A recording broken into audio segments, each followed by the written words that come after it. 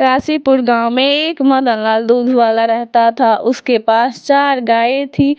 वह अपने एक बेटा और पत्नी के साथ रहता था। वह रोज सुबह उठकर गायों को चारा डालता और दूध निकालकर गांव में बेचने चला जाता।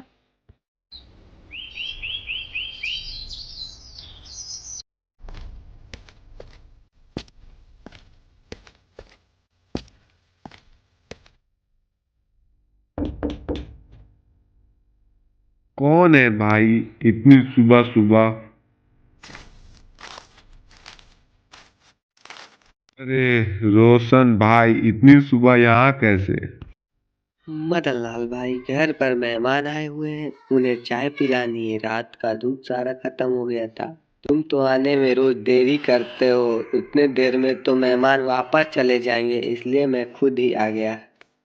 क्या करूँ रोशन भाई, घर से मैं तो रोज जल्दी निकलता हूँ, मगर पैदल गांव घूमते घूमते दोपहर हो जाती है। अरे मदनलाल भाई, अपने बेटे को बोलो काम में हाथ बटाए। आजकल के बच्चे कहाँ किसी के सुनते हैं। वह तो रोज सुबह उठकर ही दोस्तों के यहाँ खेलने चला जाता है। भला वह क्या काम में हाथ बटाएगा। दोनों बातें कर ही रहे थे, तभी वहां मदनलाल का बेटा आ जाता है।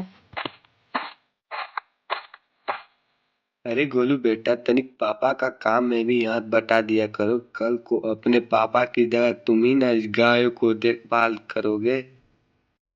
ये कैसी बात कर रहे हो चाचा? अब दूध वाला का बेटा दूध वाला ही बने जरूरी नहीं है ना? गोलू की यह बात सुनकर रोशन को बहुत ही हैरानी होती है। उसके बाद वह दूध लेकर चला जाता है। मदनलाल भी रोज की तरह दूध लेकर गांव में बेचने चला जाता है। अरे ओ दीदी, जल्दी से दूध ले जाओ, मुझे और भी जगह जाना है। अरे मदनलाल भैया, आज 2 लीटर दूध देना। मदनलाल दूध देकर वहां से आगे बढ़ जाता है। गोलू हमेशा से चाहता था कि वह एक बड़ा आदमी बने। गोलू अपने पापा का काम में हाथ बटाए, इस बात को लेकर उसके घर में हमेशा बहस होती थी।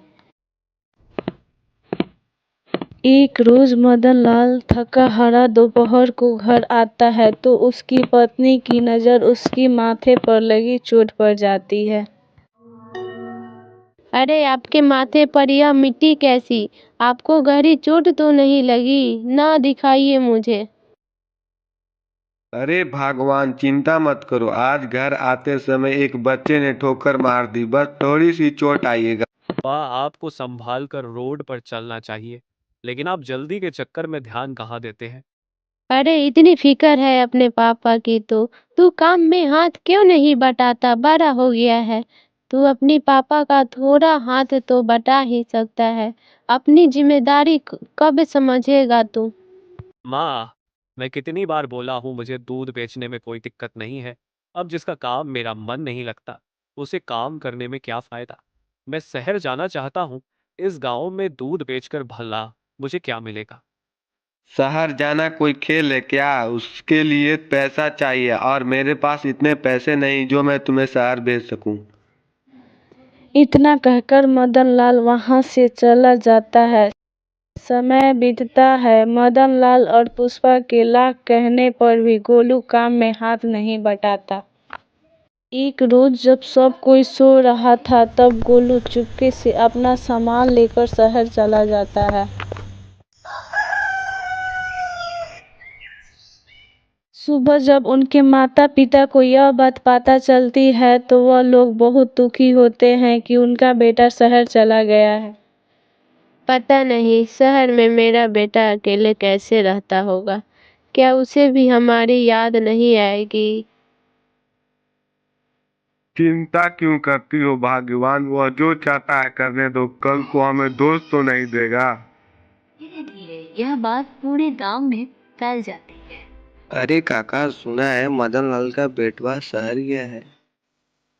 सही कह रहे हो रोशन, लेकिन शहर जाकर रहना हर किसी के बस की बात कहाँ है। मुझे तो लगता है 2-4 दिन बाद परेशान होकर वापस आ जाएगा।